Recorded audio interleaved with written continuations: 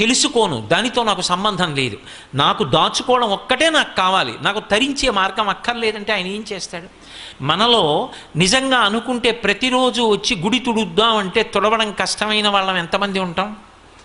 వారానికి ఒక్కసారి గుళ్ళో బట్టలు తీసుకెళ్ళి ఉతికి ఆరేసి పట్టుకొచ్చి ఇస్తామంటే కష్టమైపోయిన వాళ్ళం ఎంతమంది ఉంటాం? అది కష్టమా? లేకపోతే ప్రతిరోజు కనీసం వారానికి నేను ఒక్క చిన్న పద్యం నేర్చుకుంటాను అంటే వారానికి ఒక్క పద్యం నేర్చుకోవడం అంత కష్టమా? వారానికి ఒక్క పాదం నేర్చుకుంటాను, పోతన గారి పద్యాల్లో ఒక్క పాదం నేర్చుకుంటాను వారానికి, చిత్తశుద్ధితో ప్రయత్నిస్తే అంత కష్టమా? 108 తక్కువ కాకుండా గాయత్రి విడిచిపెట్టకుండా చేస్తాను, కష్టమా? బొట్టు పెట్టుకోవడం మానను, అంత కష్టమా? కానీ అని వదిలేసిన వాడికి అన్నీ వదిలేయచ్చు. ఇది పట్టుకుంటానన్నవాడు ఏది పట్టుకున్నా తరిస్తాడు. పట్టుకోవడానికి ఆవిడ